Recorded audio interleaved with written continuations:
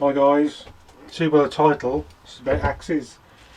Ian Lawrence has been on me for a while, making an axe. Did a bit of research when he finally got the money together to go ahead.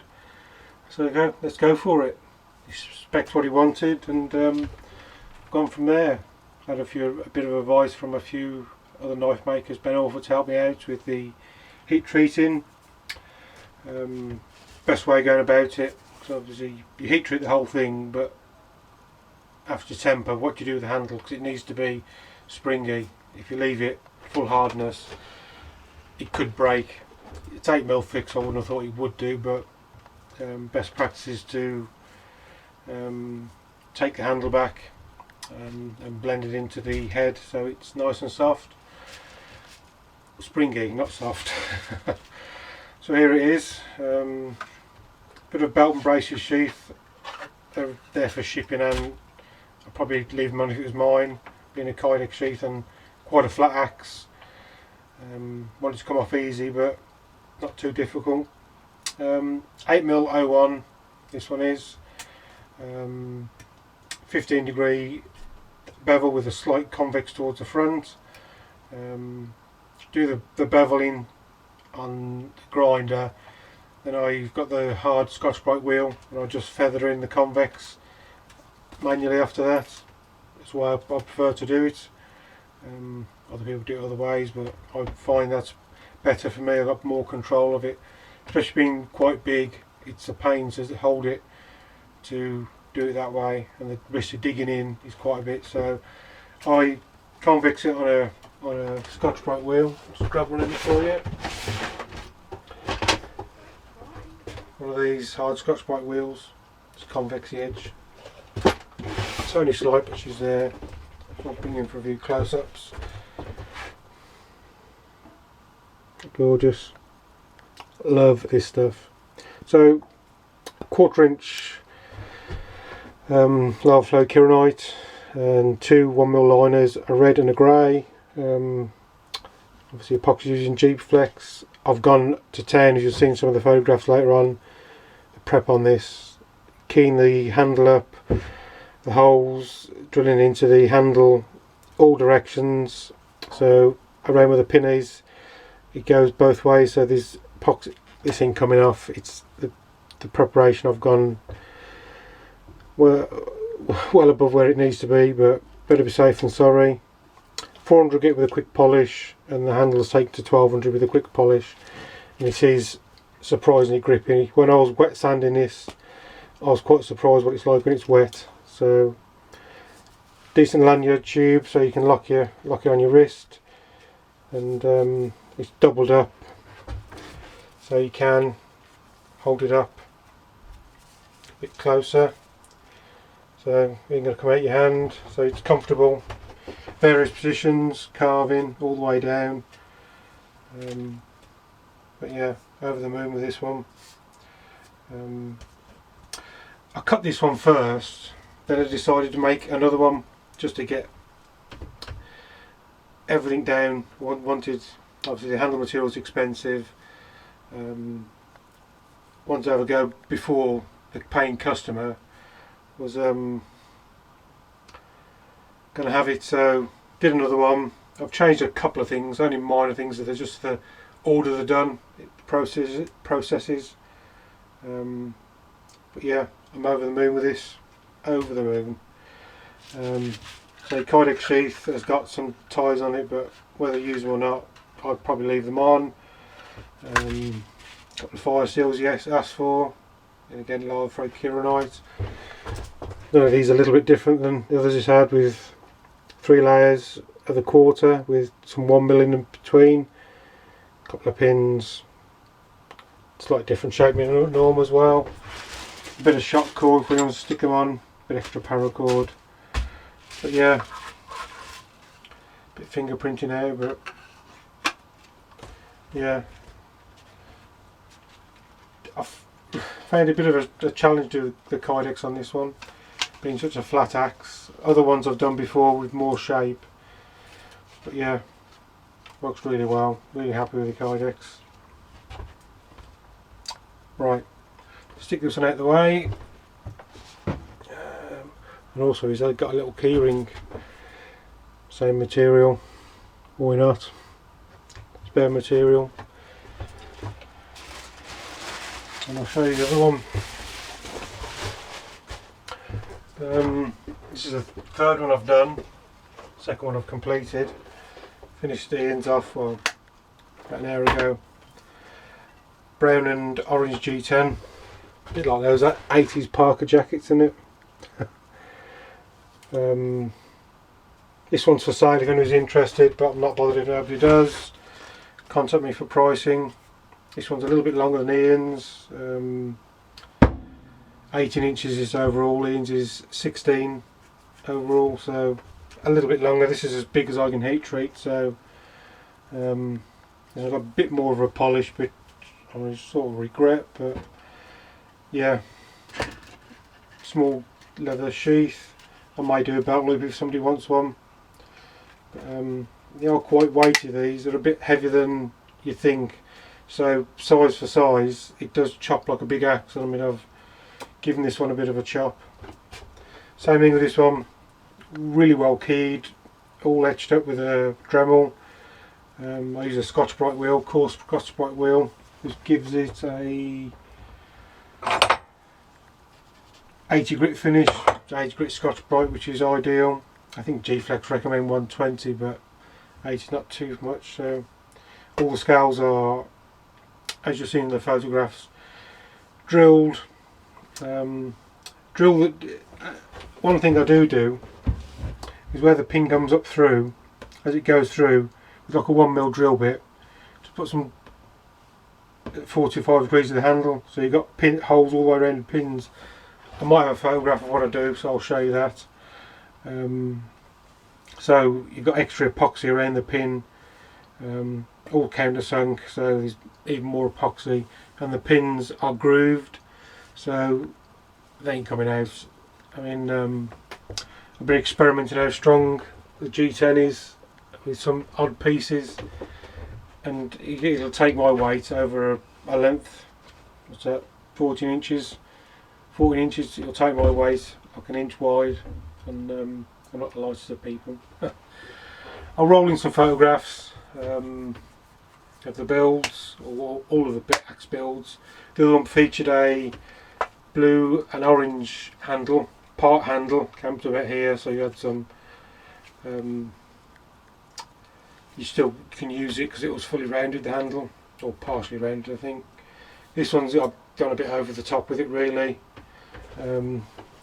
Had a week off to finish these axes off, and I didn't get the handle material till Thursday afternoon when it should have been Tuesday, so I was messing with that one far too long. Yeah, just wanted to get that one done. I've got a few others coming up. I've got a Burbage Randy Parmenter knife, a Edel for Andy Parmenter's missus, and this little cute here, another Burbage stabilised mystery wood. I'll try and find out, it's on my eBay listing somewhere where I've got it. Orange liners, 600 grit. Scandi, this is going to have a micro bevel on this one. That one's taken to a true Scandi, but yeah, this one will be for sale. Anybody's interested in that axe, let me know. Yeah, I might make a belt loop if you'd like. That's purple art on that one with homemade, I've got some kicking about here somewhere, maybe not, homemade purple liners, Mike Carter liners. So, and that's Desert Ironwood with Andy's Ironwood Woodsman colours on it. So that's what are we now, Monday night. That's a job for this week and bank holiday weekend. Hopefully you can crack the leather out, but we'll see how that goes. I've still got other orders in the pipeline, but just waiting for the rest of their money so I can carry on. So we'll see how things go, but they're a priority now.